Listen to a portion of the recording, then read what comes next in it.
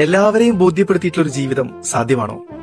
ഒന്ന് നോക്കിക്കഴിഞ്ഞാല് നമ്മളൊക്കെ ജീവിക്കുന്നത് നമുക്ക് ചുറ്റുമുള്ള ഒരുപാട് പേരെ എപ്പോഴും ഹാപ്പിയാക്കി നിർത്തുന്നതിന് വേണ്ടിയിട്ടല്ലേ? മറ്റുള്ളവർക്ക് വേണ്ടിയിട്ട് നമ്മുടെ ആഗ്രഹങ്ങളും ഇഷ്ടങ്ങളും സ്വപ്നങ്ങളും ഒക്കെ എന്നോ എവിടെയോ കുഴിച്ചു മൂടിയവരല്ലേ നമ്മളൊക്കെ?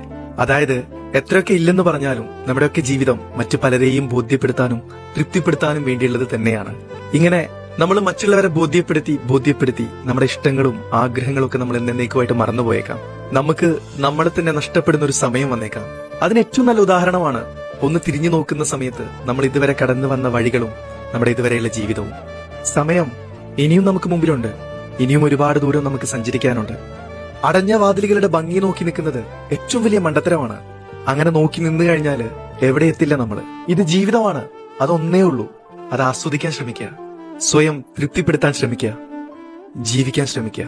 കാരണം ജീവിതത്തിൽ ഒരു റീവൈൻഡിങ് പ്രോസസ് സാധ്യമല്ല.